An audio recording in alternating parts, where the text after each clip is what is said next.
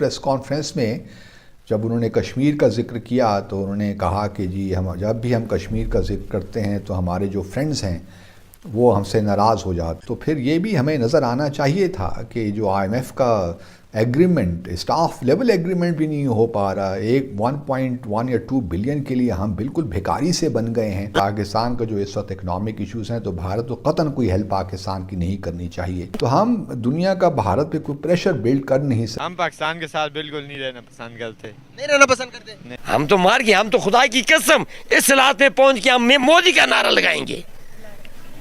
हमें सलात में पहुंच गए। ये हुकूमत है। दुनिया रिस्पेक्ट करती है इंडिया की, लेकिन पाकिस्तान की उस नजर से नहीं। तो मैं यही कहूंगा कि शुक्र है कि उन्हें ये बात जल्दी समझ आ गई। हिंदुस्तान के नैरेटिव को मान लिया गया है, जिस पर कश्मीर पर अब ज्यादा बातें नहीं हो रही, ऐसा कहना है बिलावल भुट्टो का। आप इस बारे में क्या कहेंगे कि क्या वाकई ही कि हिंदुस्तान के मतलब मामलात को या उनके नैरेटिव को कश्मीर से रिलेटेड मान लिया गया है? तो मैं यही कहूंगा कि शुक्र है कि उन्हें ये बात जल्दी समझ आ गई। मुझे आप बता दीजिए कि पाकिस्तान का जो नैरेटिव है कश्मीर के हवाले से कब उसको एक्सेप्ट किया गया। अरब कंट्रीज के हवाले से अगर हम जो रीसेंट कुछ सालों की डेवलपमेंट है वो एक्सेप्ट करना तो दूर की बात है, उसको रिजेक्ट कर रहे हैं पाकिस्तान के कश्मीर के नैरेटिव। नमस्कार, जय हिंद। डेली खबर स्पेशल आप सभी का स्वागत करता है अपने इस प्रोग्राम क्या कहता है पाकिस्तान में। आज की खबर पाकिस्तानी मीडिया की कश्मीर को लेकर है। हाल ही के दिनों में और आए दिन पाकिस्तान कश्मीर को लेकर उल्टा सीधा बयानात करते ही रहता है, चाहे उनके कोई भी प्रधानमंत्री आ जाए, उनके विदेश मंत्री आ जाए, उनके कोई भी वहाँ के बड़बोले मंत्री क्यों ना हो। तो इसी कड़ी में हाल ही के दिनों में बिलावल भुट्टो जो वहाँ के फॉरेन मिनिस्टर है पाकिस्तान के, उन्होंने ये कहा था कि अब पाकिस्तान की कश्मीर के ऊपर नैरेटिव दुनिया नहीं मानती है।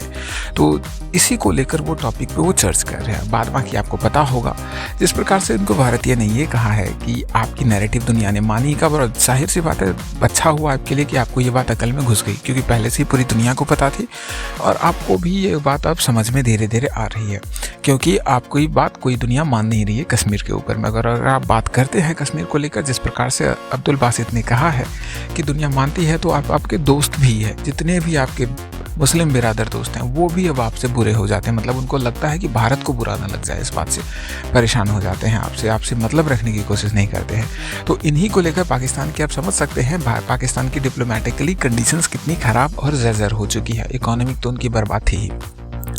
तो ये है पाकिस्तान की मतलब मोटा मोटा सिचुएशंस। और जो कश्मीर को लेकर आए दिन वो कश्मीर रागलापा करते थे, तो अब उस पर भी उनका थोड़ा सा क्लैरिटी बनता जा रहा है। तो आज की वीडियो जो है, आज की वीडियो कश्मीर और उनकी परेशानियों को लेकर थी, और बाकी आगे वीडियो में भी आप इसी के रिलेटेड की टॉपिक से क्लिप्स देखेंगे।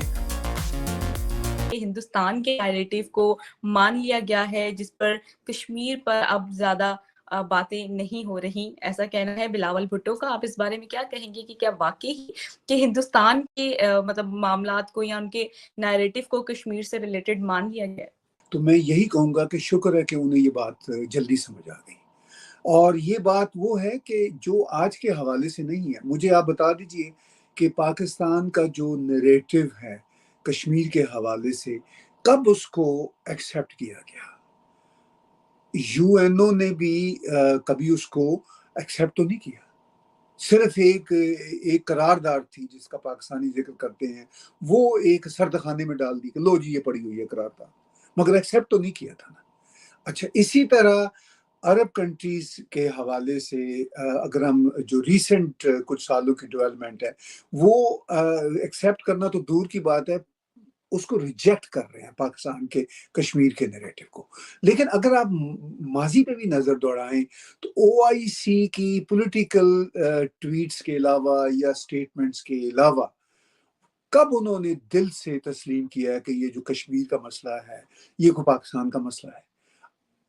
कब दुनिया ने तस्लीम किया है कि कश्मीर का जो मसला है ये पाकिस्तान का मसला। अगर कहीं कोई मीडिया में कहीं इनका कोई हामी पाकिस्तान वालों का कोई थोड़ी बहुत बात भी कर देता है कभी कभार वो भी, तो इसका मतलब ये नहीं है कि वो इनके मौक़िफ़ को समझते हैं। अब जब बिलावल भुट्टो ये बात कह ही रहे हैं कि भाई हमारे मौक़िफ़ को कोई नहीं समझता। हमारे वज़ीर ख़ारजा आजकल न्यूयॉर्क में हैं, कुछ दिनों से मुझे नहीं मालूम कि वो वापस आ गए हैं कि नहीं, लेकिन उनकी हमने तकारीर भी सुनी और एक प्रेस कॉन्फ्रेंस भी उन्होंने वहाँ पे की। और उस प्रेस कॉन्फ्रेंस में जब उन्होंने कश्मीर का ज़िक्र किया तो उन्होंने कहा कि जी हम जब भी हम कश्मीर का ज़िक्र करते हैं तो हमारे जो फ्रेंड्स हैं वो हमसे नाराज़ हो जाते हैं। असल जो आज हमें डिस्कस करना चाहता हूँ वो ये है कि ज़रदारी साहब गए क्यों अमेरिका, लेकिन न जाने क्यों हमारे वज़ीर ख़ारजा को अमेरिका से इतनी मोहब्बत है कि वो चौथी बार जब से वो बने फ़ॉरेन मिनिस्टर चौथी बार अमेरिका पहुँच गए। और मुझे तो कोई ख़ास इसमें नज़र नहीं आया कि क्या इसका मकसद था, क्या इन दौरों से मिला। अगर ये चौथा दौरा हुआ और हमारी सफारतकारी इतनी ही ज़बरदस्त रही पिछले एक साल में, तो फिर ये भी हमें नज़र आना चाहिए था कि जो IMF का एग्रीमेंट, स्टाफ लेवल एग्रीमेंट भी नहीं हो पा रहा, एक 1.1 या 2 बिलियन के लिए हम बिल्कुल भिखारी से बन गए हैं। तो अमेरिका के साथ हमारी क्या इंगेजमेंट है? टेररिज्म और अफ़गानिस्तान के अलावा मुझे तो कुछ चीज़ नज़र नहीं आती कि अमेरिका कुछ हमारी कोई वाकई टेंजिबली कुछ हेल्प भी कर रहा है। और फिर दूसरी जानिब देखिए ना, एक वो बड़ी जेनीवा में बड़ी कॉन्फ्रेंस हुई थी, आप सबको याद होगा, डोनर्स कॉन्फ्रेंस जो पाकिस्तान में सैलाब आया जिसमें 3 करोड़ से ज़्यादा लोग बेघर हो गए, हज़ारों अमवात हो गई। तो हमें कहा गया कि जी 9-10 बिलियन डॉलर के प्लेजेस हुए हैं और बेहद ज़बरदस्त हमारी कामयाबी हुई है। अब सवाल ये पूछना चाहिए कि उन प्लेजेस में से कितना पाकिस्तान को मिल गया। मुझे तो नहीं लगता, कोई अभी रिपोर्ट हमने नहीं देखी कि इतने प्लेजेस रियलाइज़ हो गए हैं। तो ये पाकिस्तान की बड़ी बदकिस्मती है।